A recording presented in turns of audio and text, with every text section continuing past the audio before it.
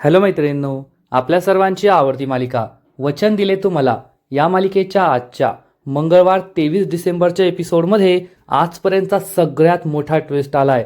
पूर्वाने ऊर्जाला सांगितलंय की तुझा बाप या हर्षवर्धनमुळेच हे जग सोडून गेलाय. तुझ्या बापाला या हर्षवर्धनने खूप त्रास दिला, त्याचा अपमान केला, त्यामुळेच आज यशवंत शिंदे या जगात नाहीये. हे ऐकून ऊर्जाला मोठा धक्काच बसला आणि ऊर्जाने ठरवलंय की आता ती हर्षवर्धन विरोधात कोर्टात उभी राहणारच, त्याला हरवणार आणि आपल्या बापाच्या मृत्यूचा बदला घेणार. तर दुसरीकडे हर्षवर्धनने सुद्धा ठरवलंय की काहीही झालं, जर त्या ऊर्जा शिंदेने माझ्या विरुद्ध उभं राहण्याचा विचार जरी केला ना, तरी मी कोर्टाच्या बाहेर तिचे हातपाय मोडणार आणि कोर्टात तिला उभं राहण्याच्या लायकीचंच सोडणार नाही. म्हणजे एकूणच हर्षवर्धन हा एक नंबरचा नीच माणूस आहे आणि तो काहीही करू शकतो. जे ऊर्जाच्या बाबाबरोबर केले ते ऊर्जाबरोबर सुद्धा करू शकतो. मग आता पुढे काय होईल हे पाहणं खूप इंटरेस्टिंग असणार आहे. मैत्रिणींनो, आजच्या एपिसोडमध्ये सुरुवातीलाच शौर्य हा ऊर्जाला भेटण्यासाठी तिच्या चाळीत पोहोचतो. तेवढ्यात मंगेश तेथे येतो आणि विचारतो, ए बाबा, तू येथे काय करतोय? बिल्डरचा माणूस आहे का? आमच्या एरियाची छाननी करायला आलाय का? तर शौर्य त्याला सांगतो, नाही नाही, मी तर ॲडव्होकेट ऊर्जा शिंदेला भेटायला आलोय, मी तिचा मित्र आहे. तर मंगेश त्याच्याशी खूप उद्धटपणे बोलतो, तो बड्या बापाचा मुलगा दिसतोय, एवढी मोठी गाडी घेऊन आलाय. ऊर्जा तुझ्यासारख्या मुलाला कधीच मित्र नाही बनवणार, तिला श्रीमंत बापाची पोरं नाही आवडत आणि आत्ताच्या आत्ता निघायचं इथून. शौर्य त्याला समजावण्याचा प्रयत्न करतो, मी वकील आहे आणि एका केस संदर्भात तिला भेटायला आलोय, तिच्याशी बोलायला आलोय. तर मंगेश म्हणतो, मला काय खुळा समजतो का? वकिलाची आणि कोर्टाची वेळ सकाळी असते, अशी रात्री नसते, लवकर निघायचं इथून. शौर्य त्याला म्हणतो, तुम्ही कोण आहात? तर मंगेश म्हणतो, मी मंग्या ऊर्जाचा बेस्ट फ्रेंड आहे आणि ती कधी येते, कधी जाते, काय खाते, काय पिते हे सगळं मला माहिती आहे. त्यामुळे तू तिचा मित्र आहे यावर माझा विश्वास नाहीये. आत्ताच्या आत्ता निघायचं इथून. शौर्याला समजतं की मंग्याशी बोलून काहीच फायदा नाहीये आणि ऊर्जा आता घरी नाहीये, त्यामुळे तो तेथून जाऊ लागतो. तर मंग्या त्याला म्हणतो, नीट जायचं इथून, गाडीच्या काचा लावून घे, नाहीतर छावा बनून आलाय पण आमच्या गल्लीतले कुत्रे ना तुझा चावा घेतील, निघ इथून. आणि मंग्या शौर्याला तिथून जायला सांगतो. शौर्य ॲडव्होकेट ऊर्जा शिंदेच्या या कार्डकडे पाहतो आणि विचार करतो, आज काही तिची भेट झाली नाही, पण लवकरच तिची भेट घ्यावी लागेल. इकडे पद्मा ही ऊर्जाला समजवण्याचा प्रयत्न करते, नाही ताई, मी ही केस नाही लढू शकत, मी तक्रार नाही करू शकत. ऊर्जा तिला समजावण्याचा प्रयत्न करते, ही केस तू स्वतःसाठी नाही लढते, आपल्या बाजूने नक्कीच कुण ना कोणतरी उभं राहील, आपल्याला साक्षी पुरावे भेटतील, पण तू अशी हार मानू नको. पण पद्मा तिला समजावून सांगते, नाही ताई, मला नाही जमणार, मला ही केस नाही लढायची आहे, मी माझ्या भावाबरोबर गावी चालली आहे. तर ऊर्जा तिला समजावून सांगते, तुला काय वाटतं, तू जर गावी निघून गेली तर ते लोक तुला सोडतील का? तो विक्रांत आणि अर्पिता तुझ्या मागे लागलेत आणि एक ना एक दिवस ते नक्की तुला पकडतील आणि तुला ते काही सोडणार नाही, त्यामुळे ते तुझ्या गावी सुद्धा पोहोचतील. तू येथेच थांब, जाऊ नको, मला फक्त आज रात्रीची वेळ दे, मी सगळं काही ठीक करेल, तू येथेच थांब. पद्मा यासाठी तयार होते आणि ऊर्जा घरी यायला निघते. तर इकडे पूर्वा घरी पोहोचते. ती ऊर्जाच्या बाबांच्या यशवंतच्या फोटोसमोर येते आणि म्हणते, आज तो नालायक माणूस मला इतक्या वर्षानंतर भेटला आणि तुमच्या मुलीने मला प्रश्न विचारलाय की हा हर्षवर्धन नेमका कोण आहे, तुझा आणि त्याचा काय संबंध आहे, मी तिला सगळं खरं खरं सांगू का? असा जाब ती या फोटोला विचारते, यशवंतला विचारते. पूर्वा म्हणते, सांगू का मी ऊर्जाला खरं की हर्षवर्धनचं माझ्यावर प्रेम होतं, पण माझं तुमच्यावर प्रेम होतं, कारण हर्षवर्धन हा आधीपासूनच नालायक आहे, बेरकी आहे, हे मला माहीत होतं आणि मला तुमच्यातला साधेपणा, खरेपणा आवडला, म्हणून मी तुमच्याशी लग्न केलं आणि याचाच वचपा त्या हर्षवर्धनने काढला. तुम्हाला खोट्या केसेसमध्ये फसवलं, खोटेपणा केला, तुम्हाला कोर्टात हरवलं, तुमचा अपमान केला. तुम्हाला हे सहन झालं नाही आणि तुम्ही मला आणि माझ्या 2 छोट्याशा लेकींना सोडून निघून गेलात, कायमचं आम्हाला सोडून गेला. हे सगळं मी ऊर्जाला कसं सांगू? तुमची कुर्बानी तर त्याने दिली आहे, पण आता ऊर्जा जर त्या हर्षवर्धन समोर उभी राहिली तर तिच्याबरोबर सुद्धा तेच घडेल जे तुमच्याबरोबर घडलंय आणि मी तुम्हाला गमावलंय, पण मी माझ्या ऊर्जाला नाही गमावू शकत. त्यामुळे ऊर्जा ही हर्षवर्धन विरुद्ध केस लढणार नाही, त्याच्या विरुद्ध कोर्टात उभी राहणार नाही, असं पूर्वा या यशवंतला ठणकावून सांगते. तर इकडे ऊर्जा ही घरी येत असते. त्याच वेळेस शौर्याच्या गाडीची आणि तिची धडक होते. ऊर्जा खाली पडते. तिला खूप राग येतो. ती दगड उचलते आणि म्हणते, डोळे फुटलेत का तुझे? आणि ती या काचेवर दगड मारणार इतक्या शौर्य बाहेर येतो. सॉरी सॉरी म्हणतो. शौर्याला पाहून ऊर्जाला आश्चर्यच वाटतं. ती विचारते, शौर्य तू येथे? तर शौर्य विचारतो, तू ठीक आहेस ना? तुला काही लागलं नाहीये ना?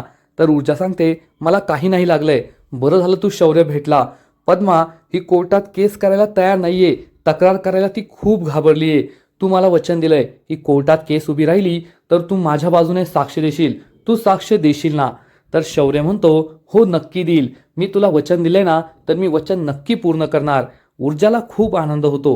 पण त्याच वेळेस ती शौर्याची महागडी गाडी पाहते आणि विचारते, शौर्य ही तुझी गाडी आहे का? तू मोठ्या बापाचा पोरगा आहे का? तू तर मला सांगितलं होतं की तू आत्ता नवीन नवीन वकिली सुरू केली आहे. मग तुझ्याकडे एवढे पैसे कसे? एवढी महागडी गाडी कशी? तेव्हा ऊर्जा ही शौर्याला जाब विचारते, खरंच तू श्रीमंत बापाचा मुलगा आहे का? शौर्याला आठवतं की मंगेश काय म्हणाला होता.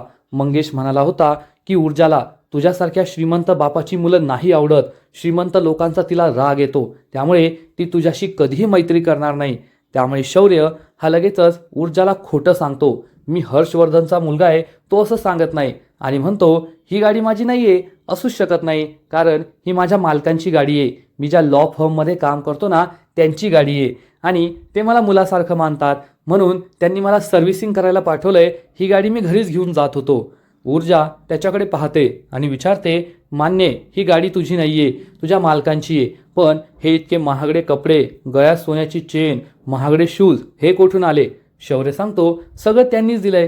तुला म्हटलं ना ते मला मुलासारखं मानतात आणि ते मला म्हणालेत की वकिलांनी नेहमी प्रेझेंटेबल राहायला हवं, म्हणून मी असे कपडे घातलेत.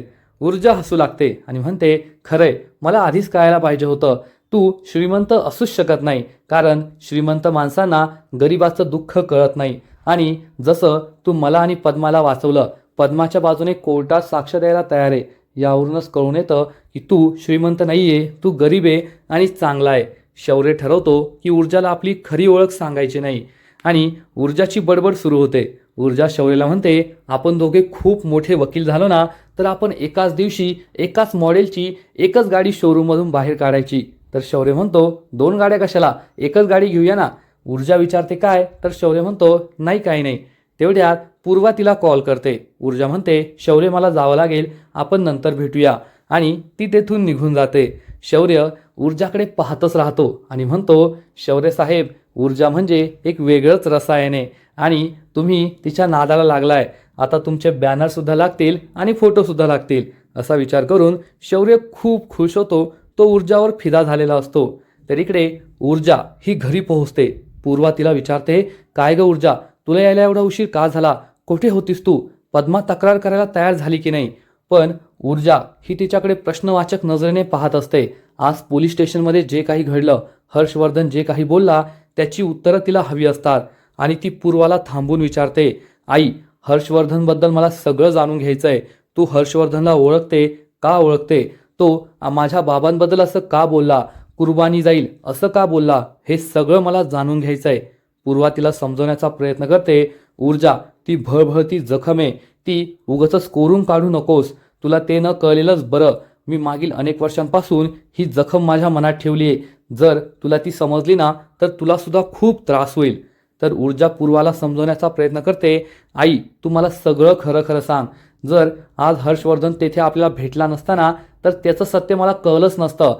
तू इतक्या वर्षांपासून मनात जे ठेवलंय ते मला सांग. तेवढंच तुझं मन हलकं होईल. आणि त्याला काय हक्क आहे माझ्या बाबांबद्दल असं बोलण्याचा की माझे बाबा अपयशी होते, माझे बाबा जे केलं ते तू करू नको. तू मला वकील बनवलंस ही तुझी चूक आहे आणि तो मला यशस्वी वकील बोलवणार असं तो का बोलला, हे सगळं तू मला सांग. पूर्वाला प्रश्न पडतो की ऊर्जाला काय उत्तर द्यायचं, तिला सत्य कसं सांगायचं. तर दुसरीकडे हर्षवर्धन घरी पोहोचतो. त्यावेळेस विजया त्याला विचारते, काय झालं? काही झालंय का? अर्पिता घरी आली होती, ती खूप घाबरलेली होती, ती तुम्हाला भेटली का? हर्षवर्धन सांगतो, हो, तिचं आणि माझं बोलणं झालंय. विक्रांत विरुद्ध आणि त्याच्या मित्रांविरुद्ध एका मुलीने मॉलेस्टेशनची केस केली आहे, त्यासाठीच मी गेलो होतो. विजयाला मोठा धक्काच बसतो. विजया विचारते, त्या मुलीकडे एखादा पुरावा आहे का? एखादा साक्ष आहे का? विक्रांतला अटक तर होणार नाही ना? हर्षवर्धन चिडून म्हणतो, आता तू सुद्धा वकिली करायला लागली का? तू मला जाब विचारणार का? तर विजया सांगते, जाब नाही विचारते, प्रश्न विचारते. तर हर्षवर्धन सांगतो, काही काळजी करायची गरज नाहीये.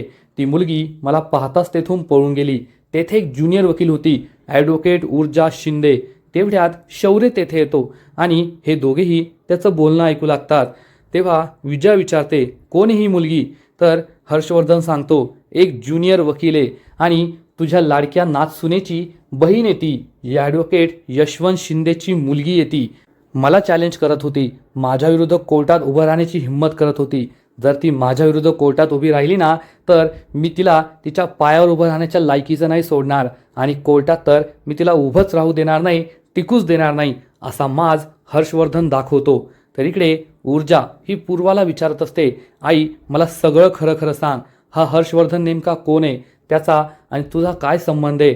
तो तुझ्याच कॉलेजमध्ये होता, याचा अर्थ तुम्ही एकमेकांना ओळखायचा. बाबाचा आणि त्याचा काय संबंध आहे? मला सगळं खरं खरं सांग. परंतु पूर्वाला काय उत्तर द्यावं हेच समजत नाही. तर इकडे शौर्य ऊर्जाचं नाव ऐकल्यानंतर हर्षवर्धनला विचारत असतो की तुम्ही ऊर्जाला कसं ओळखता? ही ऊर्जा नेमकी कोण आहे? ही केस नेमकी काय आहे? पण हर्षवर्धन शौर्यला काहीच सांगत नाही आणि म्हणतो, तू या केसपासून लांब राहा. शौर्यला मोठा धक्काच बसतो. शौर्य विचारतो, पण का? एक केस स्टडी म्हणून तरी मला सांगा, डिटेल्स द्या, असं म्हणून तो सगळे प्रश्न विचारतो. आणि हर्षवर्धनला म्हणतो, जर त्या मुलीने तुम्हाला तुमची फीस दिली तर तुम्ही तिची केस लढाल का? हर्षवर्धन शौर्यकडे रागारागाने पाहतो. तर इकडे पूर्वा ऊर्जावर खूप चिडते आणि म्हणते, मी तुला काहीच सांगू शकत नाही. तुला काही न कळलेलंच बरं की हर्षवर्धन नेमका कोण आहे आणि त्याचा तुझ्याशी, माझ्याशी आणि माझ्या नवऱ्याशी काय संबंध आहे. पण ऊर्जा ही काहीच ऐकून घेत नाही आणि पूर्वाला आपली शपथ देते की आई, मला शपथ आहे तुझी, तू सांग खरं खरं नेमकं काय आहे. त्यामुळे पूर्वाचा नाईलाज होतो आणि पूर्वा ऊर्जाला सगळं सत्य सांगते की तुझ्या बाबांचा मृत्यू झालाय त्या हर्षवर्धनमुळे. हर्षवर्धनने तुझ्या बाबांना कोर्टात हरवलं, फसवलं. त्यामुळे तुझे बाबा निराश झाले आणि त्यांनी स्वतःचा जीव दिला. तो एक नंबरचा नालायक, कपटी, नीच माणूस आहे. कोर्टात केस जिंकण्यासाठी तो काहीही करू शकतो. त्यामुळे तू त्याच्याविरुद्ध केस लढायची नाही. हे ऐकून ऊर्जाच्या पायाखालची जमीनच सरकते. हर्षवर्धनमुळे आपल्या बाबांचा जीव गेलाय. आपले बाबा आज या जगात नाहीये, त्यामुळे तिला खूप वाईट वाटतं. हर्षवर्धन किती नीच, नालायक माणूस आहे हे तिला समजतं. त्यामुळे ती आणखीनच चिडते.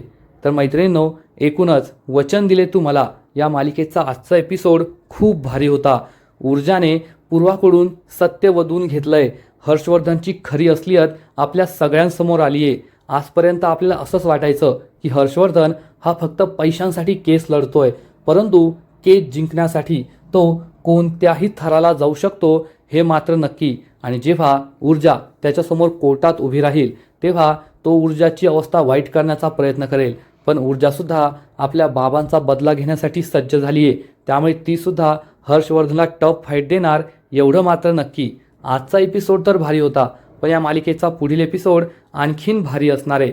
कारण आपल्या बाबांचं सत्य ऐकल्यानंतर, हर्षवर्धनचं सत्य ऐकल्यानंतर ऊर्जा मनाशी ठाम निर्धार करणार की काहीही झालं तरी मी आता त्या हर्षवर्धन विरोधात केस लढणारच आणि त्याला हरवणारच. माझ्या बाबांचं स्वप्न मी पूर्ण करून राहणारच. त्यामुळे ऊर्जा ही आपला निश्चय पूर्ण करेल. तर दुसरीकडे शौर्य हा चक्क कुमुदिनीला जाऊन भेटणार आणि तिला या केसबद्दल माहिती विचारणार की मी या केसमध्ये ऊर्जाला कशी मदत करू शकतो. आणि कुमुदिनी त्याला या केसचे सगळे छोटे छोटे पैलू सांगणार आणि मग शौर्य ऊर्जाला फोन करून याबद्दल कळवेल. म्हणजे आता एकूणच वचन दिले तू मला या मालिकेमध्ये पद्माची केस कोर्टात उभी राहील असं वाटतंय. आणि ज्यावेळेस शौर्य आणि ऊर्जा हे दोघे मिळून हर्षवर्धन विरोधात उभे राहतील तेव्हा ही केस पाहायला, ही मालिका पाहायला वेगळीच मजा येईल एवढं मात्र नक्की. तर मैत्रिणींनो, तुम्हाला सुद्धा वचन दिले तू मला ही मालिका आवडते ना? या मालिकेची गोष्ट, या मालिकेचे पात्र, कलाकार सगळं आवडतंय ना? नक्कीच कमेंट करून सांगा. आणि या मालिकेचे असेच नवीन नवीन अपडेट्स सर्वात आधी जाणून घेण्यासाठी व्हिडिओला लाईक करा, शेअर करा, चॅनलला सबस्क्राईब करा आणि सगळ्यात महत्त्वाचं म्हणजे बेल आयकॉनवर क्लिक करा. म्हणजे या मालिकेचे नवीन नवीन एपिसोड तुम्हाला सर्वात आधी पाहायला मिळतील, नोटिफिकेशन तुम्हाला सर्वात आधी मिळतील. खूप खूप खूप धन्यवाद.